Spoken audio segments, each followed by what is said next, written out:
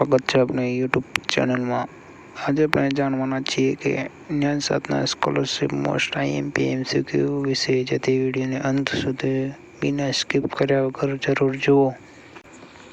ભારતનું રાષ્ટ્રગીત કોણે લખ્યું હતું? તો ભારતનું રાષ્ટ્રગીત એ રવિન્દ્રનાથ ટાગોરે લખ્યું હતું।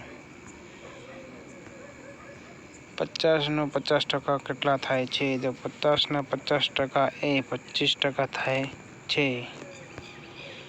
પ્રાણીઓમાં શ્વાસોશ્વાસ માટે કયું અંગ હોય છે? પ્રાણીઓમાં શ્વાસોશ્વાસ માટે ફેફસાં હોય છે। ઝડપીનો વિરુદ્ધ શબ્દ કયો છે? તો ઝડપીનો વિરુદ્ધ શબ્દ એ ધીમું છે। ગુજરાતનું રાજ્ય ફૂલ કયું છે? ગુજરાતનું રાજ્ય ફૂલ એ મેરીગોલ્ડ છે। 9 × 8 એટલે કેટલા થાય? 9 × 8 એટલે 72 થાય। સૂર્યોદય કઈ દિશામાં થાય છે? તો સૂર્યોદય એ પૂર્વ દિશામાં થાય છે। રક્ત રંગ કયો હોય છે? રક્તનો રંગ કયો હોય છે? તો લાલ। ભારતનું સંવિધાન ક્યારે અમલમાં આવ્યું? તો ભારતનું સંવિધાન એ 26 જાન્યુઆરી 1950માં આવ્યું હતું। વૃક્ષનો અંગ્રેજી શબ્દ શું છે? તો વૃક્ષનો અંગ્રેજી શબ્દ એ ટ્રી છે। 114નું વર્ગમૂળ કેટલું થાય છે? તો 114નું વર્ગમૂળ એ 12 છે। પાણીનો બરફ બનાવવાનો તાપમાન કેટલું હોય છે? તો 0 સેલ્સિયસ। ગુજરાતના પ્રથમ મુખ્યમંત્રી કોણ હતા? તો ગુજરાતના પ્રથમ મુખ્યમંત્રી જીવરાજ મહેતા હતા।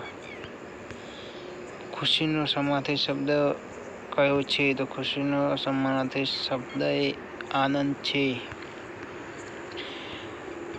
એક ડઝનમાં કેટલી વસ્તુઓ હોય છે? તો એક ડઝનમાં 12 વસ્તુઓ હોય છે। પૃથ્વી પર સૌથી વધુ કયો વાયુ હોય છે? તો પૃથ્વી પર સૌથી વધુ નાઇટ્રોજન વાયુ હોય છે। ભારતનું રાષ્ટ્રગીત કયું છે? તો ભારતનું રાષ્ટ્રગીત વંદે માતરમ છે। 25 + 6 36 એટલે બરાબર કેટલા થાય? તો 25 + 36 = 61 થાય। મનુષ્યના શરીરમાં કેટલા હાડકાં હોય છે? તો મનુષ્યના શરીરમાં 206 હાડકાં હોય છે। ગુજરાતનું રાજ્ય વૃક્ષ કયું છે? તો ગુજરાતનું રાજ્ય વૃક્ષ એ આંબલી છે। સૂર્યનો વિરુદ્ધાર્થી શબ્દ કયો છે? તો ચંદ્ર। 7નો ટેબલમાં 7 × 5 કેટલું થાય? તો 7 × 5 એટલે 7 × 5 = 35 થાય। પ્રકાશ સંશ્લેષણ માટે કયો વાયુ જરૂરી છે? તો પ્રકાશ સંશ્લેષણ માટે કાર્બન ડાયોક્સાઇડ જરૂરી છે। ભારતનું સૌથી ઊંચું પર્વત શિખર કયું છે? તો ભારતનું સૌથી ઊંચું પર્વત શિખર એ કાંચનજંગા છે, જે ભારતની સીમામાં આવેલું છે। પાણીનો અંગ્રેજી શબ્દ શું છે? તો પાણીનો અંગ્રેજી શબ્દ એ વોટર છે।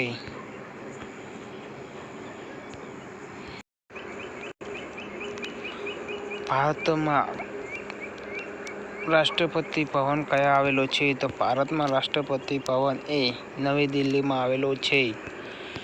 16નું વર્ગમૂળ કેટલું થાય છે? તો 16નું વર્ગમૂળ એ 4 થાય છે। છોડના પાંદડાનો રંગ કયા પદાર્થને કારણે લીલો હોય છે? તો ક્લોરોફિલના કારણે પાંદડાનો રંગ એ લીલો હોય છે। ગરમનો વિરુદ્ધાર્થી શબ્દ શું છે? તો ગરમનો વિરુદ્ધાર્થી શબ્દ એ ઠંડુ છે। ગુજરાતનું પ્રખ્યાત રણ કયું છે? તો ગુજરાતનું પ્રખ્યાત રણ કચ્છનું રણ છે। 45 - 18 એટલે કેટલા? તો 45 - 18 એટલે 27।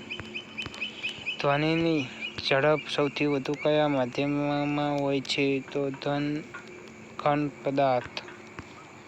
ભારતનું પ્રથમ વડાપ્રધાન કોણ હતા? ભારતનું પ્રથમ વડાપ્રધાન એ જવાહરલાલ નહેરુ હતા। દીવોનો સમાનાર્થી શબ્દ શું છે? તો દીપ. 1 કિલોમીટરમાં કેટલા મીટર હોય છે? તો 1 કિલોમીટરમાં 1000 મીટર હોય છે. વીજળીનું પ્રાથમિક સ્ત્રોત કયું છે? તો વીજળીનું પ્રાથમિક સ્ત્રોત એ સૂર્ય છે, જે પ્રાકૃતિક મૂળ સ્ત્રોત તરીકે હોય છે. ગુજરાતનું પ્રખ્યાત નૃત્ય કયું છે? તો ગુજરાતનું પ્રખ્યાત નૃત્ય એ ગરબા છે. 64/8 એટલે કેટલા થાય? તો 64/8 એટલે 8 થાય છે, જે અટક્યું 64 એટલે 8 ગણવામાં આવે છે.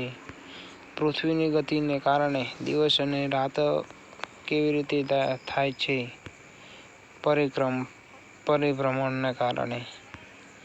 શિક્ષકનું સ્ત્રીલિંગ શું થાય છે? તો સ્ત્રીનું સ્ત્રીલિંગ શિક્ષિકા થાય છે. ભારતનું સૌથી મોટું રાજ્ય કયું છે? તો ભારતનું સૌથી મોટું રાજ્ય એ રાજસ્થાન છે. 12 નો 25% કેટલો થાય છે? 12 નો 25% એ 3 થાય છે. મનુષ્યના શરીરનું સામાન્ય તાપમાન કેટલું હોય છે? તો મનુષ્યના શરીરનું સામાન્ય તાપમાન એ 37 સેલ્સિયસ હોય છે. ગુજરાતનો પ્રખ્યાત તહેવાર કયો છે? તો ગુજરાતનો પ્રખ્યાત તહેવાર એ નવરાત્રિ ગરબા માટે પ્રખ્યાત છે. ચાલાઓનો અંગ્રેજી શબ્દ શું છે? ચાલો એનો અંગ્રેજી શબ્દ એ વોલ્ક છે. વોલ્ક. 180 ડિગ્રીનો કોણ કયો કહેવાય છે? તો એ સરળ રેખીય કોણ કહેવામાં આવે છે. ઓઝોન સ્તર કયા કારણે મહત્વનું છે? તો ઓઝોન સ્તર એ સૂર્યની અલ્ટ્રાવાયોલેટ કિરણો કહેવામાં આવે છે. ભારતનો રાષ્ટ્રધ્વજ કોણે ડિઝાઇન કર્યો હતો? તો ભારતનો રાષ્ટ્રધ્વજ એ પિંગલી વેંકૈયાએ ડિઝાઇન કર્યો હતો. 6 નો ઘન કેટલો થાય છે? તો 6 નો ઘન એ 216 થાય છે.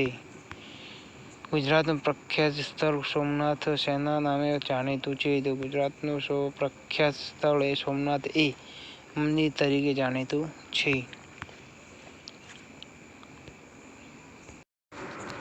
ભારતનું રાષ્ટ્રીય ચિહ્ન કયા પ્રાણી પર આધારિત છે? તો સિંહ.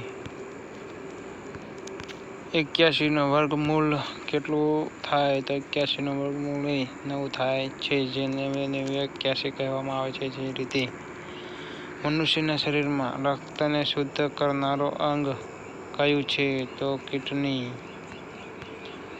નાનું નો વિરુદ્ધાર્થી શબ્દ શું છે? તો મોટું. ગુજરાતનું પ્રખ્યાત અભયારણ્ય ગીર શેના માટે જાણીતું છે? તો સિંહોના જાણીતું છે. 56/7 એટલે કેટલા થાય? તો 8.